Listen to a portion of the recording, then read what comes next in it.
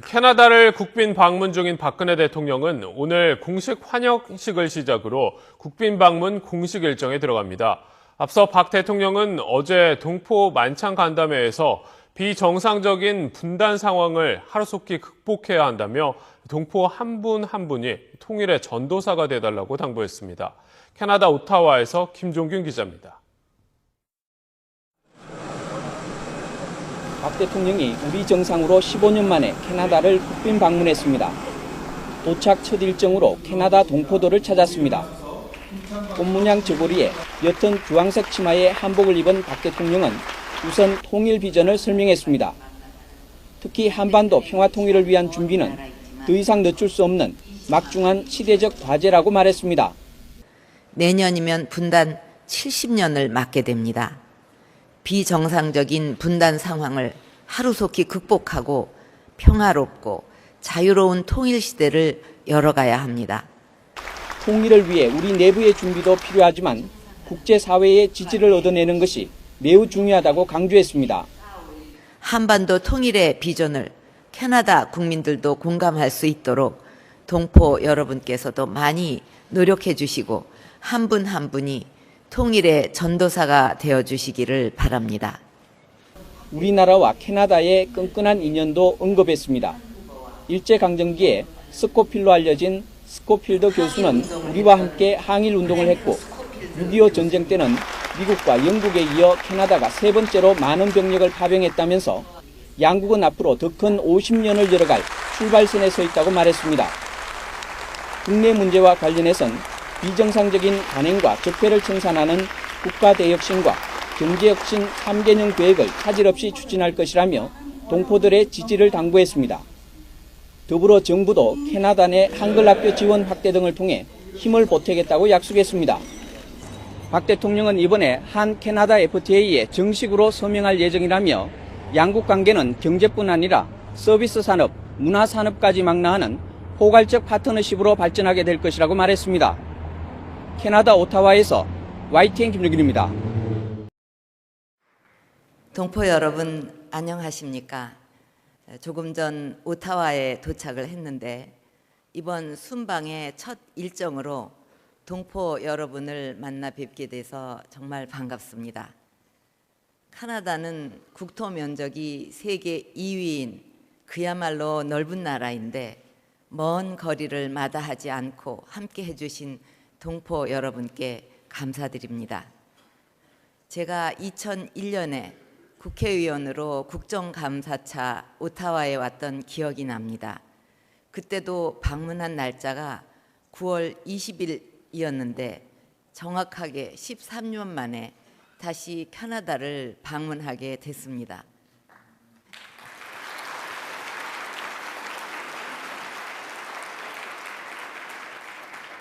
일부러 그렇게 날짜를 맞출래도 쉽지 않을 거라고 생각합니다. 제 기억에 당시 캐나다 한인사회 규모가 10만 명 정도였는데 지금은 2배 가까이 늘어나서 20만 명이 된다고 들었습니다.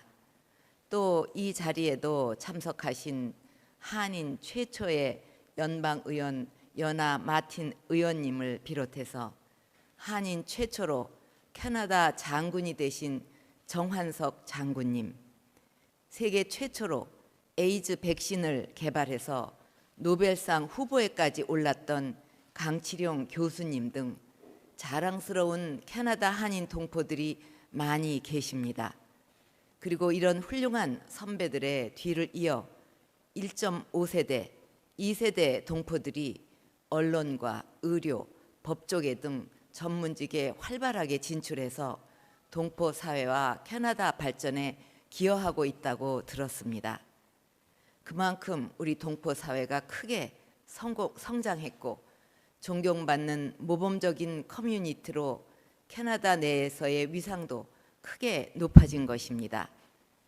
특유의 근면성과 도전 정신으로 한국과 캐나다 양국 발전에 기여하고 계신 동포 여러분이 정말 자랑스럽습니다.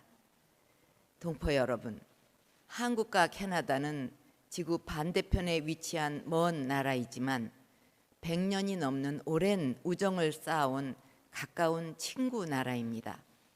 일제강점기에 우리와 함께 항일 운동을 했던 프랭크 스코필드 교수님은 서코필이라는 한국 이름까지 가졌고 우리 국립묘지에 안장된 첫 외국인이 됐습니다. 6.25 전쟁 때는 미국, 영국에 이어 세 번째로 많은 병력을 파병해서 가평 전투 등 혁혁한 전공을 세우면서 우리의 자유민주주의를 지키는 데 크게 기여했습니다. 그리고 이러한 우정을 토대로 지금 양국은 새로운 미래를 향한 여정을 함께하고 있습니다. 양자 협력을 넘어 UN, APEC, G20 등 다자 협의체에서도 긴밀히 협력하는 가장 가까운 우방으로 발전해 가고 있습니다.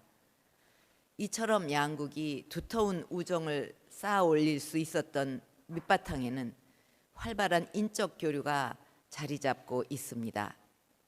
한인 이민도 크게 늘었고 한 해 두 나라를 방문하는 한국인과 캐나다인이 각각 12만 명을 넘어서고 있습니다. 또 유학생, 워킹 홀리데이 등 양국 청년들의 교류가 활발해지고 있어서 양국의 미래를 더욱 밝게 하고 있습니다. 그리고 이번에 한 캐나다 FTA의 정식 서명이 이루어질 예정인데 양국 관계가 보다 높은 단계로 도약하는 중요한 계기가 될 것입니다. 그동안의 양국 간 교역과 투자는 주로 에너지, 자원과 제조업 위주로 발전되어 왔는데 FTA를 통해서 서비스 산업, 문화 산업까지 망라하는 포괄적 파트너십으로 발전하게 됩니다.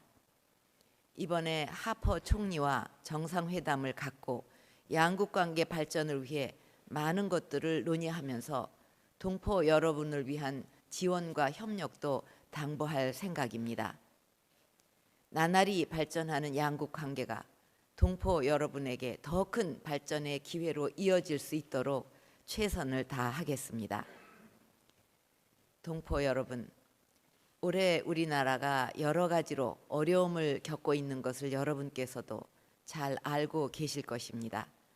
하지만 저는 지금의 이 어려운 시기를 우리 대한민국이 새롭게 태어나고 더 크게 전진하는 소중한 기회로 만들어야 한다고 생각합니다. 앞으로 정부는 국민의 안전과 행복을 위협하고 있는 우리 사회의 비정상적인 관행과 적폐들을 청산하는 국가 대혁신을 강력하게 추진해 나갈 것입니다. 어려운 경제에 새로운 동력을 창출하기 위한 경제혁신 3개년 계획도 차질 없이 이행해서 경제 재도약의 불꽃을 크게 피워낼 것입니다. 동포 여러분께서도 국가 발전을 위한 정부의 노력에 성원과 지지를 보내주실 것을 부탁드립니다.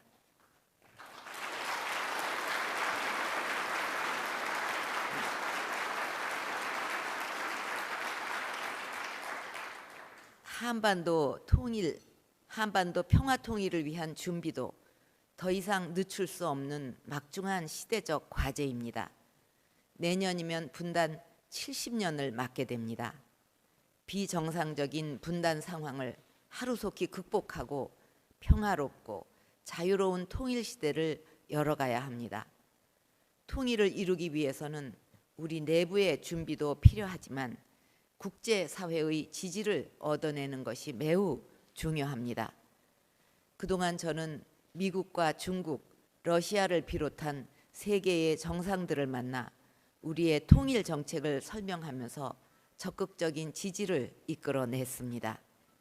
한반도 통일의 비전을 캐나다 국민들도 공감할 수 있도록 동포 여러분께서도 많이 노력해 주시고 한 분 한 분이 통일의 전도사가 되어 주시기를 바랍니다. 동포 여러분, 캐나다에 살고 계신 여러분을 비롯해서 세계 각지에서 미래를 개척하고 계신 700만 재외 동포들은 대한민국의 소중한 자산입니다. 정부는 글로벌 한민족 네트워크를 보다 확충해서 모국과 재외 동포 사회가 상생 발전하는 기반을 다지고 여러분이 한민족의 긍지를 느끼며 살아갈 수 있도록 성원할 것입니다.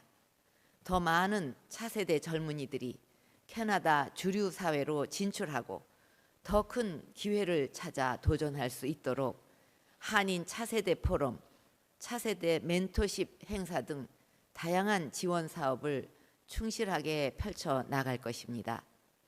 또 동포 여러분의 삶이 보다 편안하고 행복해질 수 있도록 맞춤형 영사 서비스 확대에도 노력을 기울여 나가고 있습니다.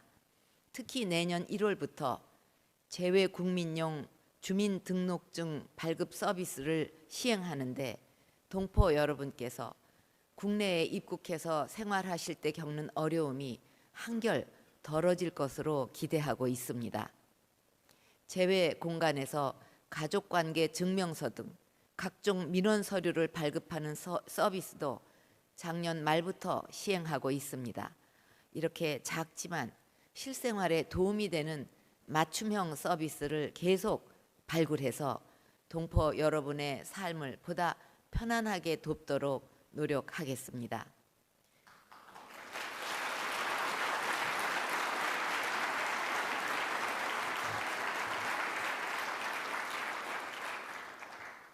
차세대 동포들이 한민족의 정체성을 지키면서 성장할 수 있도록 돕는 일도 매우 중요한 과제입니다.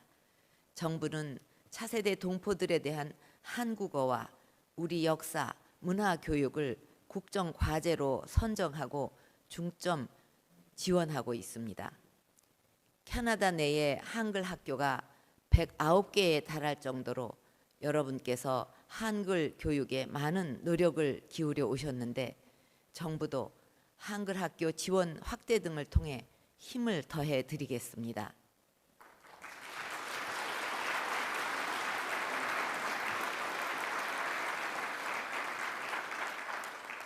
존경하는 동포 여러분, 지난해 수교 50주년을 맞은 한국과 캐나다 양국은 앞으로 더 큰 50년을 열어갈 출발선에 서 있습니다. 그 새로운 미래의 중심에 계신 분들이 바로 우리 캐나다의 20만 동포 여러분입니다.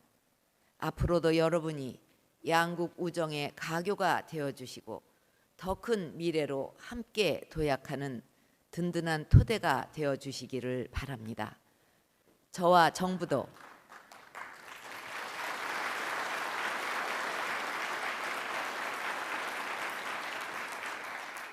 저와 정부도 동포 사회의 발전을 위해 각별한 관심과 노력을 기울이겠습니다.